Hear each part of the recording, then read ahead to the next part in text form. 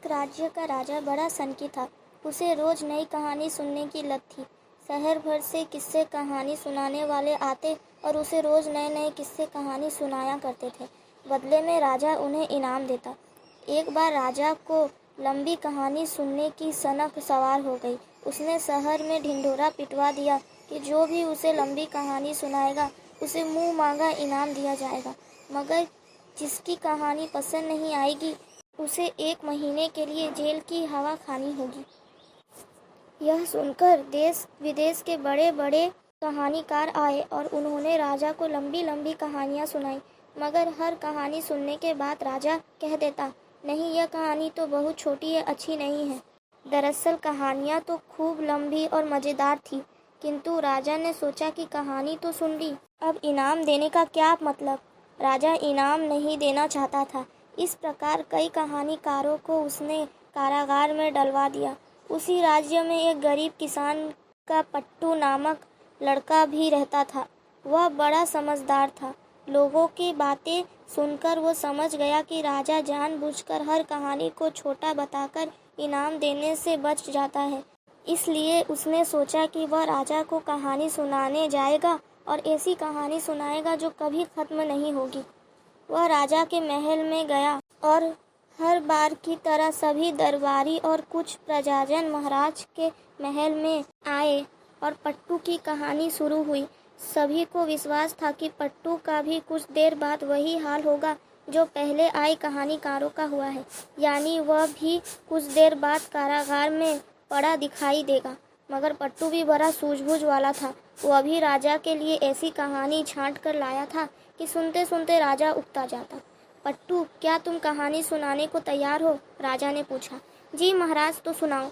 आदेश पाते ही पट्टू ने कहानी सुनानी शुरू की। महाराज, एक गांव में एक किसान था। उसका बहुत बड़ा खेत था। उसमें बीज बोई हुई थी। खेत के पास ही एक पेड़ पर हजारों शैतान चिड़िया रहती थी जो किसान के खेत में बीज खा लिया करती थी।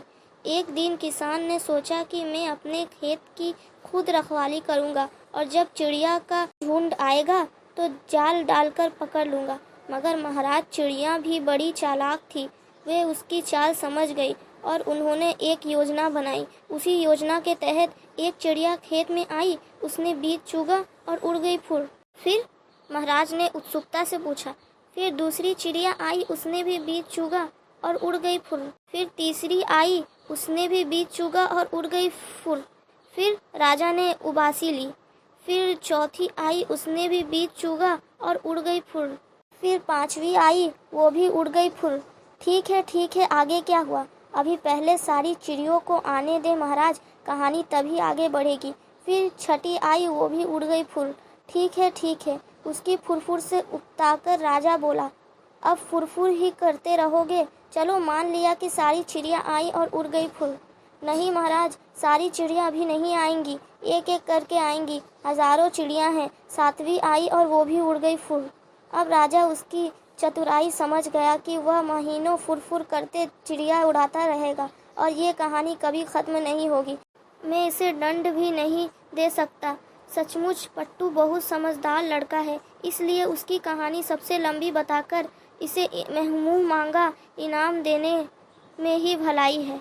यह सोचकर महाराज ने कहा, अरे भाई पट्टू, अब तू ये अपनी फुरफुर बंद कर। मैं समझ गया कि तेरी कहानी सबसे लंबी है। अब तो बोल कि क्या इनाम चाहता है। महाराज, मेरा इनाम यही होगा कि आप कारागार में पड़े सभी कहानीकारों को रिहा कर दे और उन्हें इनाम देकर विदा करें। महाराज, किसी कलाकार को बिना कारण सताना या दंडित करने से राजलक्ष्मी रुष्ट हो जाती है और जहाँ ऐसा होता है वहाँ का राज्य और राजा दोनों ही नष्ट हो जाता है। मैं चाहता हूँ कि हमारे राज्य पर ऐसी विपदा ना आए।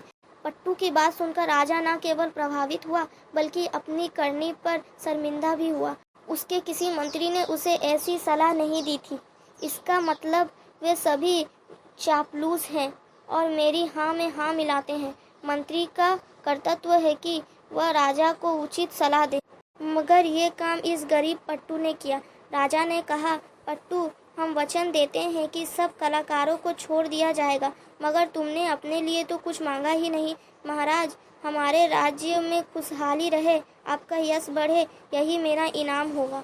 वाह पट्टू वाह, हम खुश हुए। तुम जैसे समझदार व्यक्ति को तो हमारा सहायक होना चाहिए। पट्टू, तुम आयु में छोटे अवश्य हो, किंतु सच्चे और देशभक्त हो।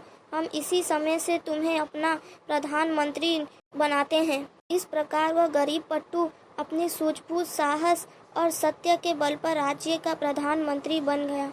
आप सबको इस कहानी से क्या सीख मिली, हमें कमेंट बॉक्स में ज़रूर बताइएगा।